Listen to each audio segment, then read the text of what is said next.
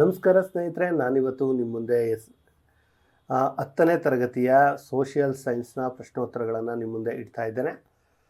ಸ್ನೇಹಿತರೆ, ಅದಕ್ಕಿಂತ ಮುಂಚೆ ನೀವು ಇನ್ನೂ ನಮ್ಮ ಚಾನಲನ್ನು ಸಬ್ಸ್ಕ್ರೈಬ್ ಆಗಿಲ್ಲ ಅಂದರೆ ಈ ಕೂಡಲೇ ಸಬ್ಸ್ಕ್ರೈಬ್ ಆಗಿ ಅಂತ ಹೇಳ್ತಾ ನೋಡೋಣ. ಅರಣ್ಯ ಎಂದರೇನು?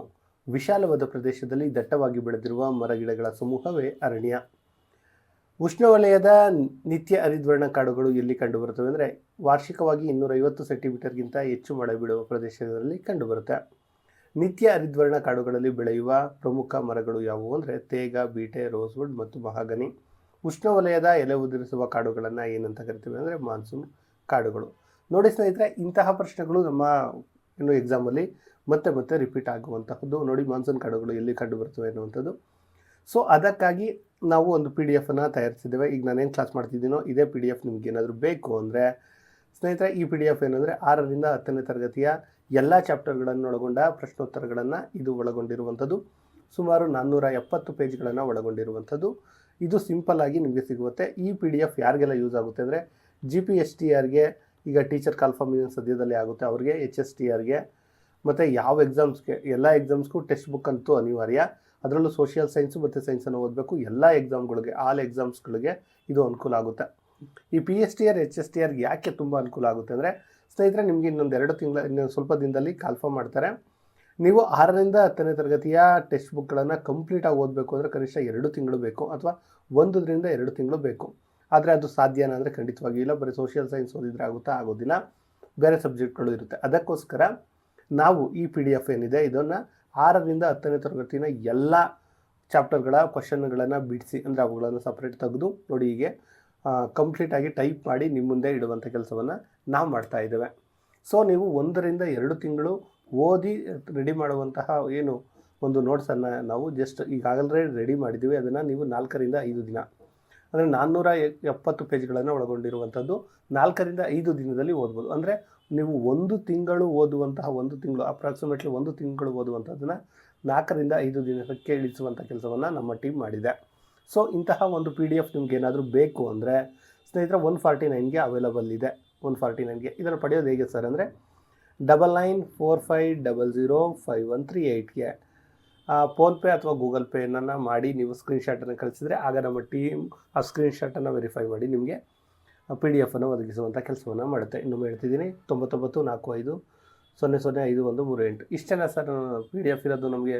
ನಾವು GPSTRL ಸೈನ್ಸ್ ಓದ್ತಾ ಇದ್ದೀನಿ ಅಂದರೆ ಖಂಡಿತವಾಗಿಯೂ ನಿಮಗೆ ಸೈನ್ಸು 7ರಿಂದ 10ನೇ ತರಗತಿಯವರೆಗಿನ ಸೈನ್ಸ್ ಏನಿದೆ ಅದರ ಕ್ವಶನ್ಸ್ಗಳನ್ನು ಒಳಗೊಂಡಂಥ PDF ಇದೆ, ಅದು ಕೂಡ ಅದೇ ರೇಟಿಗೆ. ಅದಷ್ಟೇ ಅಲ್ಲದೆ ನಮ್ಮ ಬಳಿ ಇರುವಂಥದ್ದು PSTRಗೆ ಏನು ಸಂಬಂಧಪಟ್ಟಂತಹ ಏನು ಪರಿಸರ ಅಧ್ಯಯನ ಕೂಡ ಇರುವಂಥದ್ದು. ಅದಷ್ಟೇ ಅಲ್ಲದೆ PSTR, HSTR ಮತ್ತು GPSTRಗೆ ಸಂಬಂಧಪಟ್ಟಂತೆ ಬೇಕಾದಂತಹ ಸೈಕಾಲಜಿ ಅಂದರೆ ಮನೋವಿಜ್ಞಾನ ಕೂಡ ಮನೋವಿಜ್ಞಾನ ನೋಟ್ಸ್ ಕೂಡ ಇರುವಂಥದ್ದು, ಅದು ಕೂಡ 149. ಅದಷ್ಟೇ ಅಲ್ಲದೆ ಕಂಪ್ಯೂಟರ್ ಮತ್ತು ಕನ್ನಡ ಕೂಡ PDF ಇರುವಂಥದ್ದು. ಹೆಚ್ಚಿನ ಮಾಹಿತಿಗೆ ನೀವು 9945005138ಗೆ ಮಾಹಿತಿಯನ್ನು ನೀವು ಮೆಸೇಜ್ ಮೂಲಕ ತಿಳ್ಕೊಳ್ಳಿ. ಆದಷ್ಟು ಕರೆಯನ್ನು ಅವಾಯ್ಡ್ ಮಾಡಿ ಮೆಸೇಜ್ ಮೂಲಕವೇ ಮಾತಾಡಿ ಅಂತ ಹೇಳ್ತಾ ಇದು ಕ್ಲಾಸನ್ನು ಗಮನ ಹರಿಸೋಣ. ಮಾನ್ಸೂನ್ ಕಾಡುಗಳು ಎಲ್ಲಿ ಕಂಡುಬರುತ್ತವೆ ಅಂದರೆ ವಾರ್ಷಿಕವಾಗಿ 100ರಿಂದ 200 ಸೆಂಟಿಮೀಟರ್ ಮಳೆ ಬೀಳುವ ಪ್ರದೇಶದಲ್ಲಿ. ಗಿಡಗಂಟಿ ಕುರುಚಲು ಕಾಡುಗಳು ಯಾವ ಪ್ರದೇಶದಲ್ಲಿ ಬೀಳುತ್ತೆ ಅಂದರೆ 60ರಿಂದ 100 ಸೆಂಟಿಮೀಟರ್ ಮಳೆ ಬೀಳುವ ಪ್ರದೇಶದಲ್ಲಿ. ಮರುಭೂಮಿ ಸಸ್ಯವರ್ಗ ಎಲ್ಲಿ ಕಂಡುಬರುತ್ತೆ ಅಂದರೆ 50 ಸೆಂಟಿಮೀಟರ್ಗಿಂತ ಎಲ್ಲಿ ಕಡಿಮೆ ಬೀಳುತ್ತೋ ಅಲ್ಲಿ ಮರುಭೂಮಿ ಸಸ್ಯವರ್ಗ ಕಂಡುಬರುತ್ತೆ, ನಮ್ಮ ರಾಜಸ್ಥಾನದಲ್ಲಿ. ಪರ್ವತ ಕಾಡುಗಳು ಭಾರತದಲ್ಲಿ ಎಲ್ಲಿ ಕಂಡುಬರುತ್ತೆ? ಹಿಮಾಲಯ ಪರ್ವತದಲ್ಲಿ ಕಂಡುಬರುತ್ತೆ ಪರ್ವತ ಕಾಡುಗಳು. ಇನ್ನು ಮ್ಯಾಂಗ್ರೋವ್ ಕಾಡುಗಳು ಎಲ್ಲಿ ಕಂಡುಬರುತ್ತೆ ಅಂದರೆ ನದಿ ಮುಖಜ ಭೂಮಿ ಅಥವಾ ಕರಾವಳಿಯ ಉಬ್ಬರವಿಳಿತ ಪ್ರದೇಶಗಳಲ್ಲಿ. ಗಂಗಾ ನದಿಯ ಮುಖಜ ಭೂಮಿಯ ಕಾಡುಗಳನ್ನು ಏನೆಂದು ಕರೀತಾರೆ ಅಂದರೆ ಸುಂದರ್ಬನ್ಸ್. ಏನಕ್ಕೆ ಸುಂದರ್ಬನ್ಸ್ ಅಂತ ಕರೀತಾರೆ ಅಂತಂದರೆ ಸುಂದರ್ಬನ್ಸ್ ಎಂದು ಕರೆಯಲು ಕಾರಣವೇನಪ್ಪ ಅಂದರೆ ಅಲ್ಲಿ ಸುಂದರಿ ಮರಗಳು ಹೆಚ್ಚಾಗಿರುವಂಥದ್ದು. ರಾಷ್ಟ್ರೀಯ ಅರಣ್ಯ ನೀತಿಯನ್ನು ಯಾವ ವರ್ಷ ಜಾರಿಗೆ ತರಲಾಯಿತು ಅಂದರೆ 1952ರಲ್ಲಿ. ರಾಷ್ಟ್ರೀಯ ಅರಣ್ಯ ನೀತಿಯ ಪ್ರಕಾರ ದೇಶದ ಒಟ್ಟು ವಿಸ್ತೀರ್ಣದಲ್ಲಿ ಎಷ್ಟರಷ್ಟು ವಿಸ್ತೀರ್ಣ ಕಾಡಿರಬೇಕು ಅಂದರೆ 33.3ರಷ್ಟು. ಇದು IMP, ಯಾಕಂದರೆ ತುಂಬ ಎಕ್ಸಾಮ್ಗಳಲ್ಲಿ ರಿಪೀಟ್ ಆಗಿರುವಂಥದ್ದು. ಭಾರತದಲ್ಲಿ ಅತಿ ಹೆಚ್ಚು ಅರಣ್ಯ ಪ್ರದೇಶ ಹೊಂದಿರುವ ರಾಜ್ಯ ಮಧ್ಯಪ್ರದೇಶ. ಭಾರತದಲ್ಲಿ ಅತಿ ಕಡಿಮೆ ಅರಣ್ಯ ಹೊಂದಿರುವ ಪ್ರದೇಶ ಹರಿಯಾಣ. ಅರಣ್ಯ ಸಂರಕ್ಷಣೆ ಅಂದರೆ ಅರಣ್ಯಗಳನ್ನು ನಾಶದಿಂದ ರಕ್ಷಿಸಿ ವೃದ್ಧಿಸಿ ಕಾಪಾಡುವುದೇ ಅರಣ್ಯ ಸಂರಕ್ಷಣೆ. ವನ್ಯಜೀವಿ ಅಭಯಾರಣ್ಯ ಅಂದರೆ ವನ್ಯಜೀವಿಗಳ ರಕ್ಷಣೆ ಮತ್ತು ಸಂತಾನೋತ್ಪತ್ತಿಗೆ ಮೀಸಲಾದ ಒಂದು ಪ್ರದೇಶ. ಜೈವಿಕ ಸಂರಕ್ಷಣಾಲಯ ಅಥವಾ ಬಯೋಸ್ಫೇರ್ ರಿಸರ್ವ್ ಅಂದರೆ ವಿಶಿಷ್ಟವಾದ ಭೂ ಕರಾವಳಿಯ ಪರಿಸರ ವ್ಯವಸ್ಥೆಯ ರಕ್ಷಣಾ ವಲಯ. ಭಾರತದ ಮೊದಲ ಜೈವಿಕ ಸಂರಕ್ಷಣಾ ವಲಯ ಯಾವುದು ಅಂದರೆ ನೀಲಗಿರಿ 1986ರಲ್ಲಿ ಸ್ಥಾಪನೆ ಮಾಡಲಾಯಿತು. ಬಂಡೀಪುರ ರಾಷ್ಟ್ರೀಯ ಉದ್ಯಾನವನ ಯಾವ ರಾಜ್ಯದಲ್ಲಿದೆ? ನಮ್ಮ ಕರ್ನಾಟಕದಲ್ಲಿರುವಂಥದ್ದು. ಅದು ಗೊತ್ತಿಲ್ವಾ? 14 ಭಾರತದ ಜಲಸಂಪನ್ಮೂಲಗಳು. ಭಾರತದ ಜಲಸಂಪನ್ಮೂಲಗಳು ನಿಮಗೆ ನೆನಪಿದೆ. ಜಲಸಂಪನ್ಮೂಲ ಎಂದರೇನು? ಮಾನವನ ವಿವಿಧ ಉಪಯೋಗಗಳಿಗೆ ಲಭ್ಯವಿರುವ ನೀರಿನ ಮೂಲಗಳನ್ನು ನಾವು ಜಲ ಸಂಪನ್ಮೂಲ ಅಂತ ಕರಿತೀವಿ. ಭಾರತದ ಪ್ರಮುಖ ಜಲಸಂಪನ್ಮೂಲಗಳು ಮೇಲ್ಮೈ ನೀರು ಮತ್ತು ಅಂತರ್ಜಲ. ನೀರಾವರಿ ಎಂದರೇನು? ಕೃತಕವಾಗಿ ಕೃಷಿ ಭೂಮಿಗೆ ನೀರು ಪೂರೈಸುವ ವ್ಯವಸ್ಥೆ ನೀರಾವರಿ. ಭಾರತದಲ್ಲಿ ಕೃತಕ ನೀರಾವರಿಯ ಅವಶ್ಯಕತೆ ಏಕಿದೆ? ಮಳೆಯ ಅನಿಶ್ಚಿತತೆ ಮತ್ತು ಅಸಮಾನ ಹಂಚಿಕೆಯಿಂದಾಗಿ ತಡೆಯುವಂಥದ್ದು. ಭಾರತದಲ್ಲಿ ಪ್ರಮುಖವಾಗಿ ಎಷ್ಟು ವಿಧದ ನೀರಾವರಿ ಪದ್ಧತಿಗಳಿವೆ ಅಂದರೆ 3 ವಿಧ: ಬಾವಿ, ಕಾಲುವೆ, ಕೆರೆ. ಭಾರತದಲ್ಲಿ ಅತಿ ಹೆಚ್ಚು ಬಳಕೆಯಲ್ಲಿರುವ ನೀರಾವರಿ ಪದ್ಧತಿ ಯಾವುದು ಅಂದರೆ ಬಾವಿ ನೀರಾವರಿ. ಬಾವಿ ನೀರಾವರಿಯ 2 ವಿಧಗಳು ಯಾವುವು? ತೆರೆದ ಬಾವಿ ಮತ್ತು ಕೊಳವೆ ಬಾವಿ. ಕಾಲುವೆ ನೀರಾವರಿಯಲ್ಲಿ 2 ವಿಧಗಳು ಯಾವುವು ಅಂದರೆ ಪ್ರವಾಹ ಕಾಲುವೆ ಮತ್ತು ಕಾಯಂ ಕಾಲುವೆ. ಕೆರೆ ನೀರಾವರಿ ಯಾವ ಪ್ರದೇಶದಲ್ಲಿ ಹೆಚ್ಚು ಬಳಕೆಯಲ್ಲಿದೆ ಅಂದರೆ ದಕ್ಷಿಣ ಭಾರತದ ಪರ್ಯಾಯ ಪ್ರಸ್ಥಭೂಮಿ ಪ್ರದೇಶದಲ್ಲಿ. ಬಹು ಉದ್ದೇಶಿತ ನದಿ ಕಣಿವೆ ಯೋಜನೆ ಎಂದರೇನು? ಒಂದಕ್ಕಿಂತ ಹೆಚ್ಚು ಉದ್ದೇಶಗಳನ್ನು ಸಾಧನೆಗಾಗಿ ನದಿಗಳಿಗೆ ಕಟ್ಟಿರುವ ಅಣೆಕಟ್ಟು ಯೋಜನೆಯೇ ಬಹುವಿಧ ಯೋಜನೆ ಅಂತ ಕರಿತೀವಿ. ಬಹು ಉದ್ದೇಶಿತ ಯೋಜನೆಯ 2 ಪ್ರಮುಖ ಉದ್ದೇಶಗಳು: ನೀರಾವರಿಯನ್ನು ಒದಗಿಸುವಂಥದ್ದು, ಜಲವಿದ್ಯುತ್ ಉತ್ಪಾದನೆ ಮಾಡುವಂಥದ್ದು, ಕೆಲವೊಮ್ಮೆ ಕುಡಿಯುವ ನೀರನ್ನು ಕೂಡ ಒದಗಿಸುತ್ತೆ. ದಾಮೋದರ ನದಿ ಕಣಿವೆ ಯೋಜನೆಯನ್ನು ಯಾವ ನದಿಗೆ ಕಟ್ಟಲಾಗಿದೆ? ದಾಮೋದರ ನದಿಗೆ ಕಟ್ಟಲಾಗಿದೆ. ದಾಮೋದರ ನದಿಯನ್ನು ಏನೆಂದು ಕರೀತಾರೆ? ಬಂಗಾಳದ ಕಣ್ಣೀರಿನ ನದಿ ಅಂತ ಕರೀತಾರೆ. ಬಾಕ್ರಾ ನಂಗಲ್ ಯೋಜನೆಯನ್ನು ಯಾವ ನದಿಗೆ ಅಡ್ಡಲಾಗಿ ಕಟ್ಟಲಾಗಿದೆ? ಸಟ್ಲೇಜ್. ಬಾಕ್ರಾ ನಂಗಲ್ ಯೋಜನೆ ಯಾವ ರಾಜ್ಯಗಳ ಜಂಟಿ ಯೋಜನೆ? ಪಂಜಾಬ್, ಹರಿಯಾಣ, ರಾಜಸ್ಥಾನ. ಕೋಸಿ ನದಿಯು ಯಾವ ನದಿಗೆ ಸಂಬಂಧಿಸಿದೆ ಅಂದರೆ ನೋಡಿ ಅಲ್ಲೇ ಇದೆ ಕೋಸಿ ಯೋಜನೆ. ಬಿಹಾರದ ಕಣ್ಣೀರಿನ ನದಿ ಕೋಸಿ. ಬಂಗಾಳದ್ದು ಇಲ್ಲೇ ನೋಡಿವಲ್ಲ ಯಾವುದು? ದಾಮೋದರ. ನೋಡಿದ್ವಲ್ಲ ಇಲ್ಲ? ಓಕೆ. ಹಿರಾಕುಡ್ ಯೋಜನೆಯನ್ನು ಯಾವ ನದಿಗೆ ಅಡ್ಡಲಾಗಿ ಕಟ್ಟಲಾಗಿದೆ? ಮಹಾನದಿಗೆ. ಭಾರತದ ಅತಿ ಉದ್ದದ ಅಣೆಕಟ್ಟು ಹಿರಾಕುಡ್ ಅಣೆಕಟ್ಟು. ತುಂಗಭದ್ರಾ ಯೋಜನೆಯಿಂದ ಲಾಭ ಪಡೆಯುವ ರಾಜ್ಯಗಳು ಕರ್ನಾಟಕ ಮತ್ತು ಆಂಧ್ರ ಪ್ರದೇಶ. ಅಧ್ಯಾಯ 15 ಅರ್ಥವ್ಯವಸ್ಥೆ ಮತ್ತು ಸಹಕಾರ. ಅರ್ಥವ್ಯವಸ್ಥೆ ಎಂದರೇನು? ಜನರ ಆರ್ಥಿಕ ಚಟುವಟಿಕೆಗಳನ್ನು ನಿಯಂತ್ರಿಸುವ ಸಾಂಸ್ಥಿಕ ಚೌಕಟ್ಟು. ಭಾರತದ ಆರ್ಥಿಕ ವ್ಯವಸ್ಥೆ ಯಾವ ಮಾದರಿಯಲ್ಲಿದೆ? ಮಿಶ್ರ ಆರ್ಥಿಕ ವ್ಯವಸ್ಥೆ ಅಂದರೆ ಬಂಡವಾಳಶಾಹಿಗಳು ಇದ್ದಾರೆ, ಸರ್ಕಾರನೂ ಇದೆ. ಆ ರೀತಿ 20ನೇ ಶತಮಾನದಲ್ಲಿ ಸರ್ಕಾರದ ಪಾತ್ರವು ಯಾವ ಕಲ್ಪನೆಯತ್ತ ಸಾಗಿದೆ? ಕಲ್ಯಾಣ ರಾಜ್ಯದ ಕಲ್ಪನೆಯತ್ತ. ಆರ್ಥಿಕ ಯೋಜನೆಯನ್ನು ಭಾರತವು ಯಾವ ದೇಶದಿಂದ ಎರವಲು ಪಡೆದುಕೊಂಡಿದೆ? ರಷ್ಯಾ. ಈ ಹಿಂದೆ ಅದನ್ನು ಸೋವಿಯತ್ ಒಕ್ಕೂಟದ ಕರೆದಿದ್ದರು. ಭಾರತದಲ್ಲಿ ಯೋಜನಾ ಆಯೋಗವನ್ನು ಯಾವಾಗ ಸ್ಥಾಪಿಸಲಾಯಿತು ಅಂದರೆ 1950 ಮಾರ್ಚ್ 15. ಯೋಜನಾ ಆಯೋಗದ ಪ್ರಥಮ ಅಧ್ಯಕ್ಷರು ಯಾರು? ಪಂಡಿತ್ ಜವಾಹರ್ಲಾಲ್ ನೆಹರು. ಈಗ ನರೇಂದ್ರ ಮೋದಿ. ಭಾರತದಲ್ಲಿ ಪ್ರಪ್ರಥಮ ಪಂಚವಾರ್ಷಿಕ ಯೋಜನೆ ಜಾರಿಯಾಗಿದ್ದು 1951 ಏಪ್ರಿಲ್ 1. ನೀತಿ ಆಯೋಗ ಯಾವಾಗ ಅಸ್ತಿತ್ವಕ್ಕೆ ಬಂತು? ಜನವರಿ 1, 2015. ನೀತಿ ಆಯೋಗದ ವಿಸ್ತೃತ ರೂಪ national institute for transforming India. ನೀತಿ ಆಯೋಗದ ಪ್ರಸ್ತುತ ಅಧ್ಯಕ್ಷರು ಭಾರತದ ಪ್ರಧಾನಮಂತ್ರಿ ನರೇಂದ್ರ ಮೋದಿಯವರು. ಹಸಿರು ಕ್ರಾಂತಿ ಎಂದರೆ ಆಧುನಿಕ ತಂತ್ರಜ್ಞಾನ ಬಳಸಿ ಕೃಷಿ ಉತ್ಪಾದನೆಯಲ್ಲಿ ಗಣನೀಯ ಮತ್ತು ಕ್ಷಿಪ್ರ ಏರಿಕೆ ಸಾಧಿಸುವಂಥದ್ದು. ಭಾರತದಲ್ಲಿ ಹಸಿರು ಕ್ರಾಂತಿಯ ಪಿತಾಮಹ ಡಾಕ್ಟರ್ ಎಂ ಸ್ವಾಮಿನಾಥನ್. ಹಸಿರು ಕ್ರಾಂತಿ ಯಾವ ಬೆಳೆಗಳ ಉತ್ಪಾದನೆ ಹೆಚ್ಚಿಸುವಲ್ಲಿ ಯಶಸ್ವಿಯಾಯಿತು? ಗೋಧಿ ಮತ್ತು ಭತ್ತ. ಬಿಳಿ ಕ್ರಾಂತಿ ಯಾವುದಕ್ಕೆ ಸಂಬಂಧಿಸಿದೆ? ಹಾಲು ಉತ್ಪಾದನೆ ಹೆಚ್ಚಳ.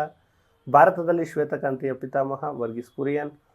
ಹಳದಿ ಕ್ರಾಂತಿ ಯಾವುದಕ್ಕೆ ಸಂಬಂಧಿಸಿದೆ? ಎಣ್ಣೆ ಕಾಳುಗಳ ಉತ್ಪಾದನೆ. ನೀಲಿ ಕ್ರಾಂತಿ ಬಂದು ಮತ್ಸ್ಯ ಮತ್ತು ಮೀನುಗಳ ಉತ್ಪಾದನೆ.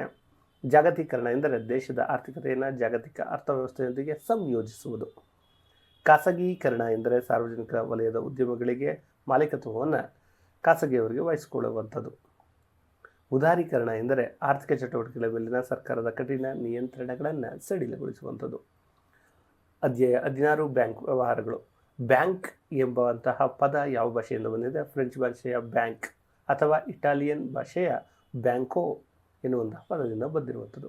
ಬ್ಯಾಂಕ್ ಎಂದರೆ ಸಾರ್ವಜನಿಕರಿಂದ ಹಣವನ್ನು ಠೇವಣಿಯಾಗಿ ಸ್ವೀಕರಿಸಿ ಅಗತ್ಯವುಳ್ಳವರಿಗೆ ಸಾಲವನ್ನು ನೀಡುವ ಹಣಕಾಸಿನ ಸಂಸ್ಥೆ. ಭಾರತದ ಕೇಂದ್ರ ಬ್ಯಾಂಕ್ ಯಾವುದು? ಭಾರತೀಯ ರಿಸರ್ವ್ ಬ್ಯಾಂಕ್, RBI. ಬ್ಯಾಂಕ್ಗಳ ಬ್ಯಾಂಕ್ ಅಂತ ಯಾವ್ದನ್ನ ಕರೀತಾರೆ? ಬ್ಯಾಂಕ್, ಭಾರತೀಯ ರಿಸರ್ವ್ ಬ್ಯಾಂಕನ್ನು. ಬ್ಯಾಂಕ್ ಖಾತೆಯ ಪ್ರಮುಖ ವಿಧಗಳು ಎಷ್ಟಪ್ಪ ಅಂದರೆ 4 ಇರುವಂಥದ್ದು. ಅವು ಯಾವ್ಯಾವು ಅಂದರೆ ಉಳಿತಾಯ ಖಾತೆ, ನಿರಂತರ ಖಾತೆ, ಚಾಲ್ತಿ ಖಾತೆ, ನಿಶ್ಚಿತ ಠೇವಣಿ ಖಾತೆ. ಉಳಿತಾಯ ಖಾತೆ ಅಂದರೆ ವೇತನ ಪಡೆಯುವಂತಹ ನಾವುಗಳು, ನಿರಂತರ ಆದಾಯವಿರುವವರು ಮತ್ತು ಹಣ ಉಳಿಸಲು ತೆರೆಯುವ ಖಾತೆ.